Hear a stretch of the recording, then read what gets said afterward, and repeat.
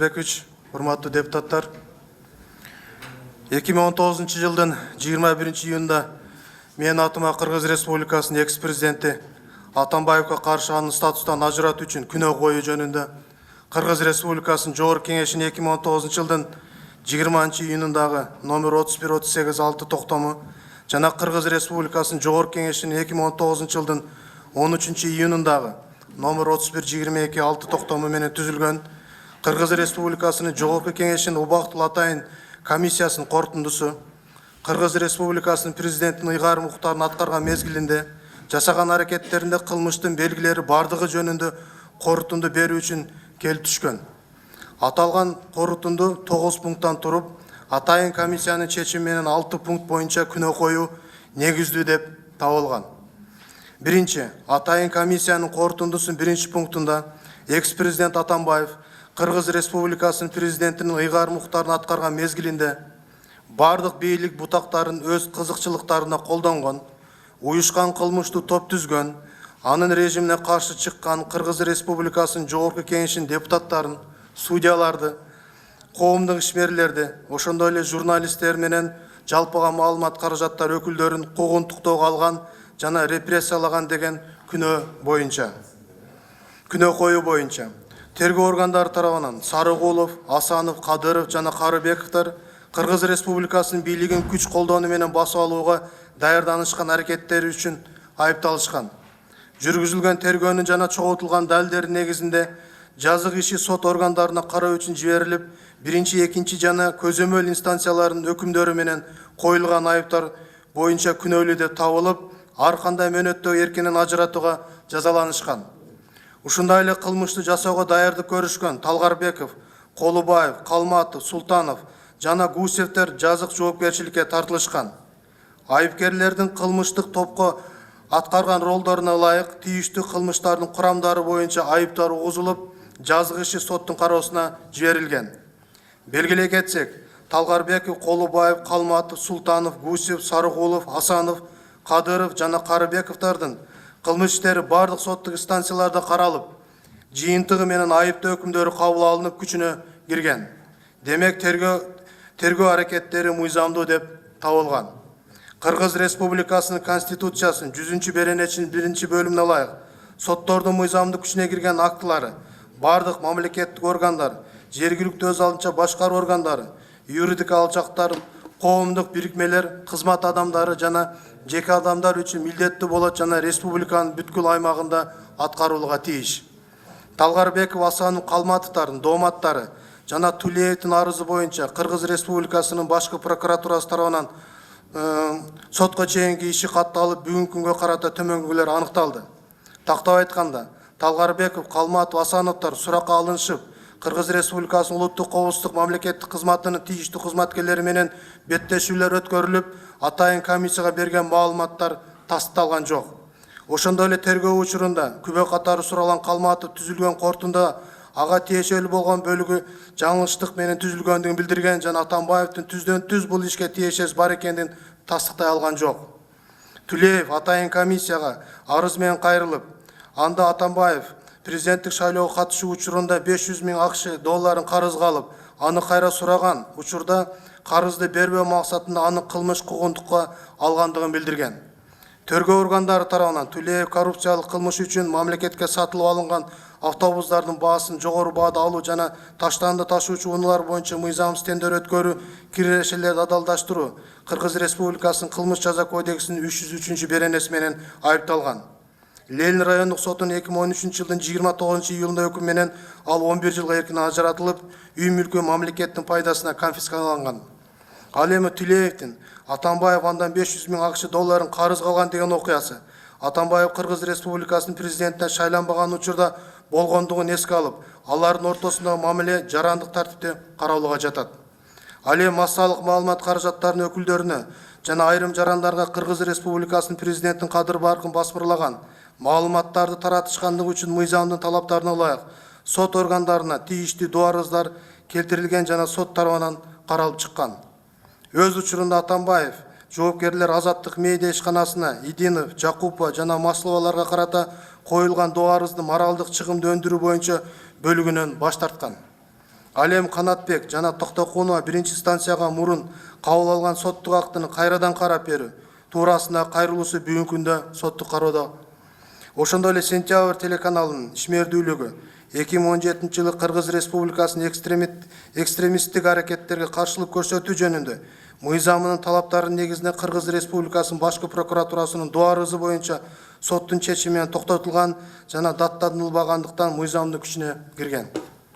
2017 жылы февраль айында СДПК партиясынын Кара Сартовага карата келтирилген доо арызы Бишкек шаарынын Свердлов райондук сотунун аныктамасы менен доогер сотко кайрылуудагы соттун караштуулугу сакталбагандыктан доо артка кайтарылган жана бул чечим даттанылбаган же жаңы доо арыз кайрадан келтирилбеген. 2015 жылдын апрель айында Кыргыз Республикасынын Башкы прокуратурасы Кыргыз Республикасынын президентинин ар намысын жана кадыр баркын коргоо жөнүндө Орунбековго сотко доо арыз келтирип, Аламүдүн райондук сотунун 2015 жылдын 29 июнда чечими менен Орунбеков интернет сайтындагы жалган маалыматтарды төгүндөөгө милдеттендирилип, андан 2 миллион сом моралдык зыян өндүрүлгөн. Бирок Орунбеков соттун чечими мыйзамда белгиленген мөөнөттү аткарбагандыгынын натыйжасында укук коргоо органдары анын үстүнөн жазык ишин козгогон. Жыйынтыгында Бишкек шаарынын Октябрь райондук сотунун 2017 жылдын 10 февралына токтом менен мунапыс жөнүндө мыйзам негизинде жазык иш өндүрүштөн кыскартылып, Орунбеков кылмыш жоопкерчиликтен бошотулуп, ал тарабынан бул чечимге даттанылган эмес. 2017 жылы Мамбеталиев Турдукуловго карата сот органдарына жеке жаран катары доо арыз менен кайрылган жана бул корутундун алкагында кароого жатпайт. Демек, жогоруда белгиленген жагдайларда прокуратура органдары өз учурунда экс-президент Атамбаевдин ар намысын жана кадыр баркын коргоого мыйзам талаптарында белгиленген мүмкүнчүлүктөрдү колдонуп, ар бир жагдайларды кылдаттык менен укуктук талаанын алкагында иш алып барган. Анткени Кыргыз Республикасынын Конституциясынын жоболорунда аныкталгандай, инсандын укуктары, ар намысы, кадыр баркы сот аркылуу корголоого тийиш жана жеке мүлктүк эмес укуктары бузулса, мыйзамдарда белгиленген тартипте материалдык, моралдык зыянды өндүрүүгө толук мүмкүнчүлүк берилген. Жыйынтыктап айтканда, атайын комиссиянын корутундусунун 1-пунктунда коюлган күнөөлөр боюнча сот органдарынын жогорудагы чечимдери кызыктар тараптардын арыздарын негизинде жаңачылган жагдайлар боюнча бузулган учурда, ошондой эле укук коргоо көзөмөлдөө жана сот органдарынын кызматкерлеринин аракеттеринде кандайдыр бир кылмыштын курамы бар экени аныкталып, буга экс-президент Атамбаевдин катыштыгы такталган шартта гана ага күнөө коюу маселеси каралууга жатат. Экинчи, атайын комиссиянын корутундусунун 3-пунктунда Кой-Таштагы айылында Атамбаевдин үйү жайгашкан жер тилкеси мыйзамдарда каралган тартипти жана мөөнөттөрдү бузуу менен алынган. ТНК Дастан ачык акционердик компаниясынын кээ бир кызмат адамдарынын жана мамлекеттик органдардын кызмат адамдарынын көмөк көрсөтүүсү менен Атамбаев Аламүдүн районунун Кой-Таш айылындагы жер тилкесин мыйзамсыз басып алган жана пайдаланууда деген күнөө коюу боюнча Кыргыз Республикасынын аскер прокуратурасынын өндүрүшүндөгү Кыргыз Республикасынын жазык кодексинин 319 беренесинин 1-бөлүмү коррупция менен катталган сотко чейинки өндүрүш иштери тергелүүдө. Сотко чейинки өндүрүш учурунда чогулган материалдарда өзгөчө оор кылмыштын белгилери бар экендигин көрсөткөн маалыматтар жетиштүү. Тактап айтканда, Аламүдүн районунун Кой-Таш айылынын аймагында турак үй куруу үчүн Дастан ТНК ачык акционерлик компаниясынын бүтпөгөн курулуш профилакторийн объектилери менен бирге Аянты 2-7 жер участогун жана Фрунзе Токой чарба фондунун Аянты 055 жер участогун ээлеп алуу максатында бийлик ыйгар муктарына ээ болгон кызмат адамдары менен укукка каршы туруктуу байланышты түзүү фактысы бар. Мында чогултулган далилдер сотко чейинки өндүрүштүн маалыматтарын ачыкка чыгарууга жол берилбестиги жөнүндө Кыргыз Республикасынын жазык процессуалдык кодексинин 160 беренеси талаптарына ылайык жайылтууга болбойт. Ушуга байланыштуу айыптоонун аталган эпизоду боюнча Кыргыз Республикасынын экс-президент Атамбаев Кыргыз Республикасынын президентин ыйгар муктарын аткарган мезгилинде жасаган аракеттеринде Кыргыз Республикасынын жазык кодексинин 319 беренесинин 1-бөлүмүндө каралган өзгөчө оор кылмыштын коррупциянын белгилери байкалып турат. Үчүнчү, атайын комиссиянын корутундусунун 4-пунктунда Атамбаевдин тапшырмасы менен анын координациясы менен түздөн-түз көзөмөл алдында Батукаевди мыйзамсыз бошотуу уюшулган. бул иш коррупциясыз жана мыйзамсыз ыраазычылык алуусу болгон эмес деп ойлойбуз деген күнөө боюнча Кыргыз Республикасынын Ички иштер министрлигинин тергөө кызматынын өндүрүшүндө Кыргыз Республикасынын жазык кодексинин 319 беренесинин 1-бөлүмүндө каралган сотко чейинки өндүрүш иши тергелүүдө. Бардыгыңыздарга белгилүү болгондой, Батукаев Азиз оор жана өзгөчө оор кылмыштарды жасагандыгы үчүн 2006 жылдын 3-августунда Чүй областынын Аламүдүн райондук сотунун өкүмү менен 16 жыл 8 айга эркиндигинен ажыратылган. Бирок экс-президент Атамбаев Батукаев ушулган кылмыштуу топтун жетекчиси мыйзамдагы ууру кайман атына экендигине коомчулукка жана мамлекетке өзгөчө коркунуч жаратаарына карабастан аны камактан мыйзамсыз бошотууну чечкен жана бул багытта иш-чараларды уюштуруу жагы Кыргыз Республикасынын улуттук коопсуздук мамлекеттик кызматынын төрагасы Атахановго тапшырылган. Кылмыштуу иш-чараны аткаруу үчүн Атаханов Кыргыз Республикасынын укук коргоо сот жана мамлекеттик органдардын жогорку кызмат адамдары менен алдын ала сүйлөшүп алып, Батукаевди камактан бошотуу менен республиканын аймагынан чыгаруу жана бул багытта тийиштүү чараларды көрүү боюнча талаптарды коюп, бошотуу иш-чаралары жеке Атамбаев менен макулдашылганын билдирген. Батукаевди мыйзамсыз бошотуу максатында Атамбаевдин тапшырмасы жана башкаруунун алдында бийлик ыйгар муктарына ээ болгон кызмат адамдары укукка каршы туруктуу кылмыштуу байланышты түзүү фактысы бар. Мында чогултулган далилдер сотко чейинки өндүрүштүн маалыматтары ачыкка чыгарууга жол берилбестик жөнүндө Кыргыз Республикасынын жазык кодексинин процесстик кодексинин 160 беренесинин талаптарына ылайык жайылтууга болбойт. Ушуга байланыштуу айыптоонун аталган эпизоду боюнча Кыргыз Республикасынын экс-президент Атамбаев Кыргыз Республикасынын президентинин ыйгар муктарын аткарган мезгилинде жасаган аракеттеринде Кыргыз Республикасынын жазык кодексинин 319 беренесинин 2-бөлүмүндө каралган өзгөчө оор кылмыштын коррупциянын белгилери байкалып турат. 4. Атайын комиссиянын корутундусунун 6 пунктунда 2010-2018 жылдардагы Атамбаевдин бирдиктүү салык декларацияларын изилдөө учурунда кийинкилер аныкталды. 2017 жылдын Атамбаевдин декларациясында 54 миллион сом өлчөмүндөгү Пархатиден киреше чагылдырылган. Башкача айтканда 2017 жылы Пархати тарабынан Атамбаевден форум жоопкерчилик чектелген коомун сатып алган. 2016 жылдын 16 сентябрынан тартып Пархати инвестиционная компания Хуасин жоопкерчилик чектелген компаниясынын уюштуруучусу деп эстетилинет. 2015 жылдын 8 декабрында Токтосун Түменбаев тарабынан Хуасин инвестициялык компаниясы жоопкерчилик чектелген компаниянын кайра каттоосу үчүн 247 сом өлчөмүндө акча каражаты Кыргыз Республикасынын Адилет министрлигинин эсебине которулган. Жалал Абад облусунун Чаткал районундагы сурманы иштетүүгө укук берүүчү лицензияга бонус катары каралган 1 миллион 588 миң сом акча каражаты. Бул жагдайлар Пархати менен Түменбаев аффилирленген адамдар экендиги тастыктайт. Түменбаев өзүнүн Терексай жаштары жоопкерчилик чектелген компаниянын жетекчиси болуп саналат. Ошол эле учурда Жалал Абад областына Чаткал районунун Касан аттуу жерде жайгашкан сурма кендерин иштетүүгө лицензиясынын ээси. Терексай жаштары жоопкерчилик чектелген компаниянын уюштуруучулары АК Петролиум жоопкерчилик чектелген компаниясы, Бизнес Нур эл аралык Синьцзян соода компаниясы жоопкерчилик чектелген компаниясы жана Элмуратова Чолпон Абдинасаровна. Терексай жаштары жоопкерчилик чектелген компаниясынын 2014-2018 жылдары төлөгөн салыгы жана башка төлөмдөрү 276 миллион сомду түзгөн. АК Петролиум жоопкерчилик чектелген компаниясы жана Касым Курбанов АК Инвест жоопкерчилик чектелген коомун мурда АК Minerals Aid Mining уюштуруп жана 2018 жылы бул коом Альфа Телеком жоопкерчилик чектелген компаниясынын байланыш компаниясын сатып алууга жана акылдуу шаар проектесине катышууга аракет кылган. Жогоруда көрсөтүлгөндөрдүн негизинде Хуасин инвестициялык компаниясы, Терексай жаштары жана АК Инвест Атамбаев менен аффилирленген компаниялар деген күмөн жаратат. Атамбаевдин 2017 жылкы декларациясында Пархатиден алган 54 миллион сом кирешеси көрсөтүлгөн. Башкача айтканда 2017 жылы Пархати Атамбаевден форум жоопкерчилик чектелген компаниясын сатып алган деген күнөө коюу боюнча Кыргыз Республикасынын аскер прокуратурасынын өндүрүшүндө Кыргыз Республикасынын жазык кодексинин 319 беренесинин 2-бөлүмү коррупция боюнча сотко чейинки өндүрүш тергелүүдө.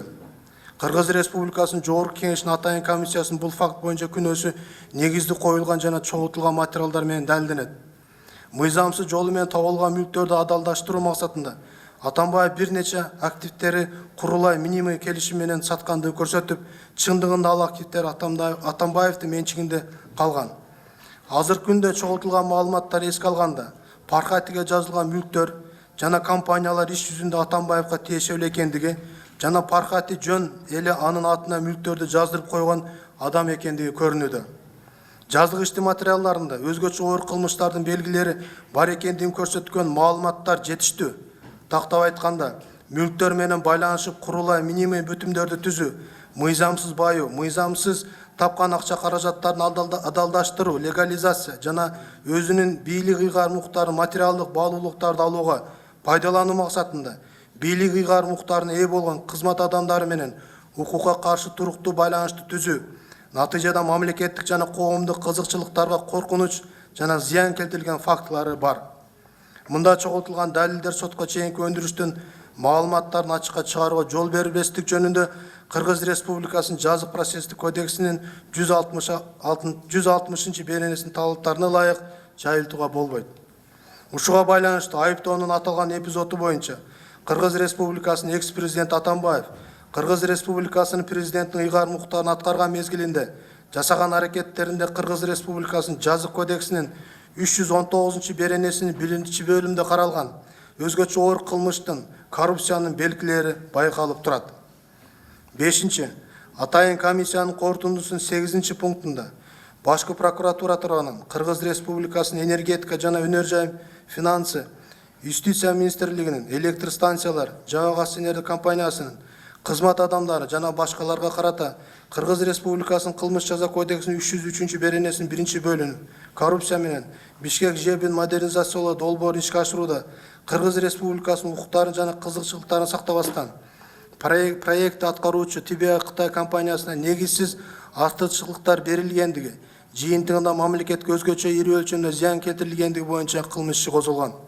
Аталган кылмышка Бишкек жебин модернизациялоо долбооруна экс-президент Атамбаевдин тиешеси бар экендиги, анын өзүнүн Бишкек жебин модернизациялоо долбоорун Кытай эл республикасынын байланышкан кредит алуу аркылуу ишке ашыруу боюнча бардык стратегиялык чечимдерди, анын ичинде подрядчиктик Кытай тарабынан тандалышына макулдук берүү, тийиштүү мамлекеттик органдардын башчылары менен ар тараптык талкуулоодон кийин жеке өзү мамлекеттик башчы катары өкмөт менен биргеликте кабыл алгандыгы жөнүндө Атамбаевдин саясий жарыялоосу.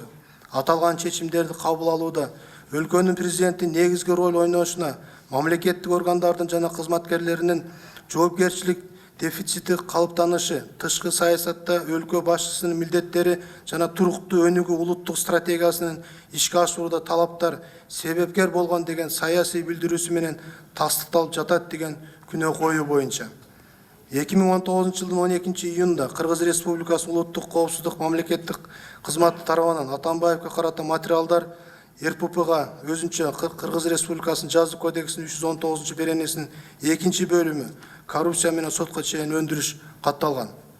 Сотко чейинки өндүрүштүн баштапкы материалдарына ылайык Бишкек жебин модернизациясы долбооруна Кыргыз Республикасынын экс-президент Атамбаевдин төмөндөгү жагдайларда тиешеси бар экендиги аныкталган.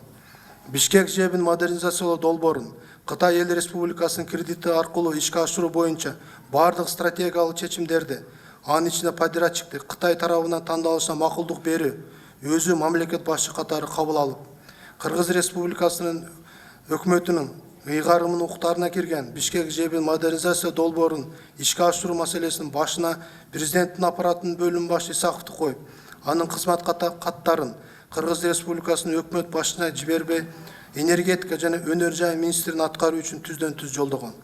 Мындан сырткары ТБА компаниясынын электр кубатын чыгаруу объектилерин курууда тажрыйбасы жоктугун, бул компания подрядчик катары тандоо процедурасы ачык болбогондугун аныктап, ТБА компаниясынын тандоо жөнүндө чечимди кайрадан карап чыгуу керектиги жөнүндө Ахметованын кызмат катын атайын кароосуз калтырып, кандайдыр бир чараларды көрбөстөн таанышып чыктым деген резолюциясы менен катты кайтарган.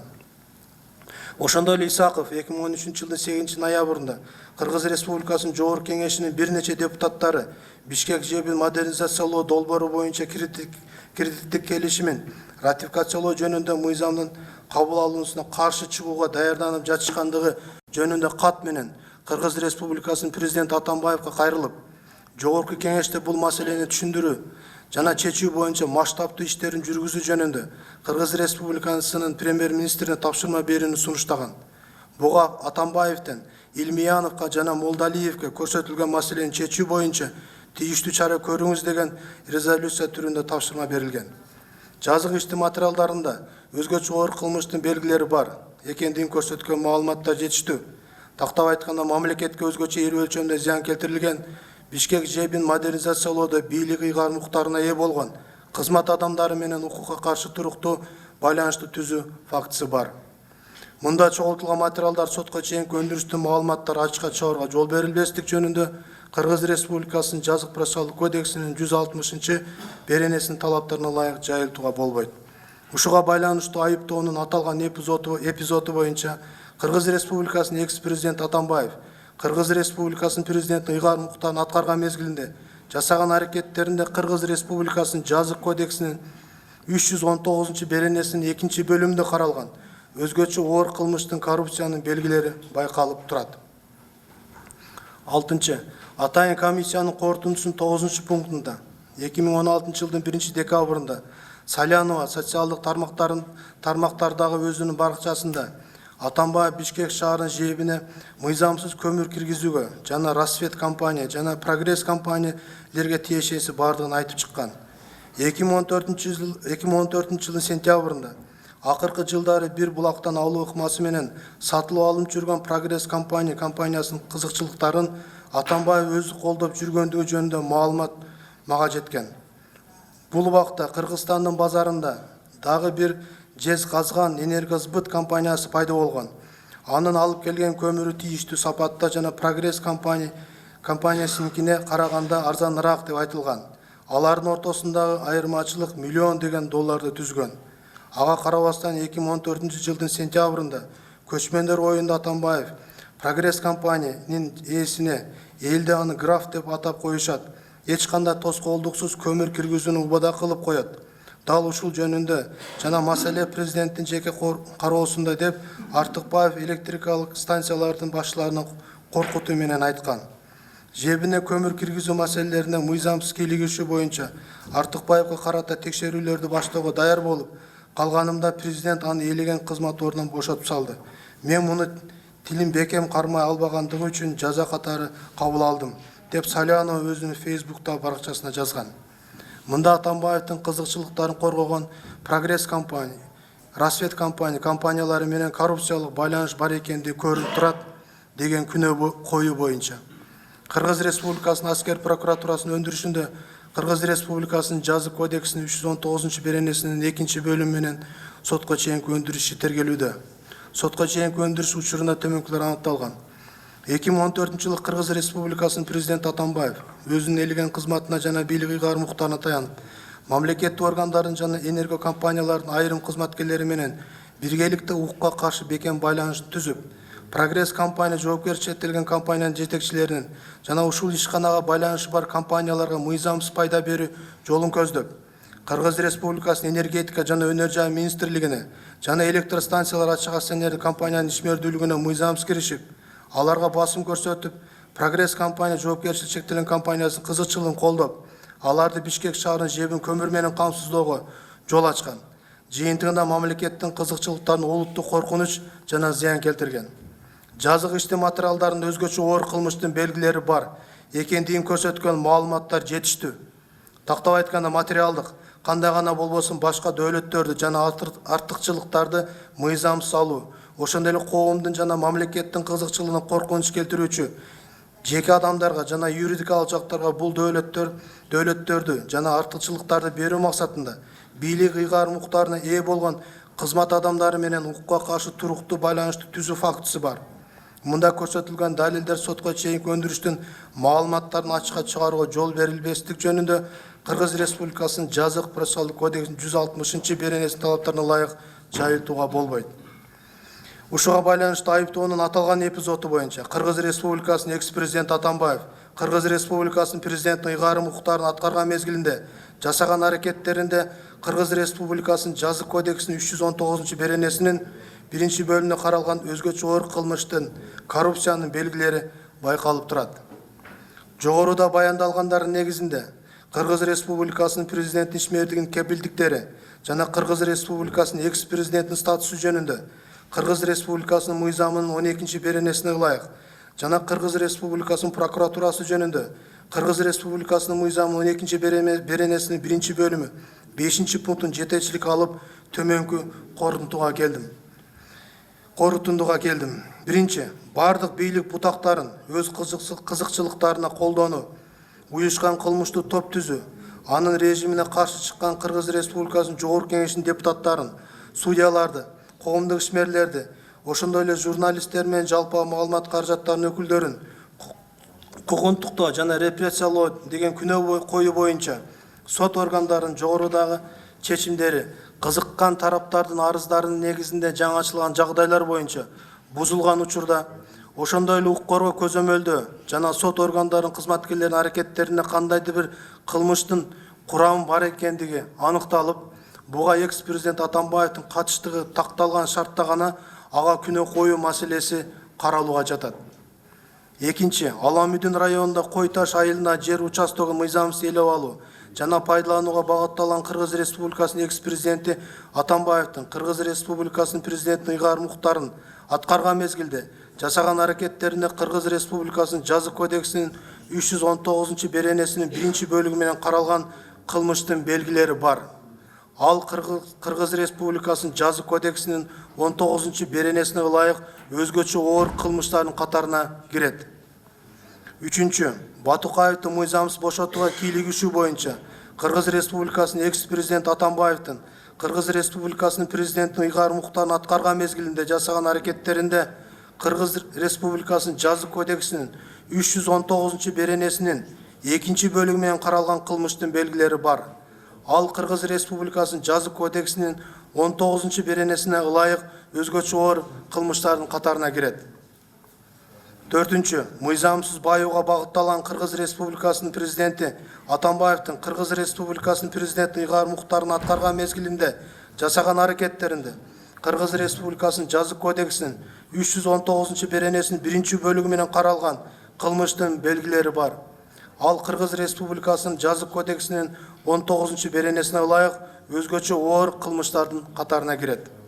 Бешинчи, Бишкек жебин модернизациялоо долбоорун даярдоо, кол коюу жана ишке ашырууда коррупциялык фактыларга катыштыгы боюнча Кыргыз Республикасынын экс-президент Атамбаевдин Кыргыз Республикасынын президентинин ыйгарым укуктарын аткарган мезгилинде жасаган аракеттеринде Кыргыз Республикасынын жаза кодексинин 319-беренесинин 2-бөлүгү менен каралган кылмыштын белгилери бар. Ал Кыргыз Республикасынын жаза кодексинин 19-беренесине ылайык өзгөчө оор кылмыштардын катарына кирет.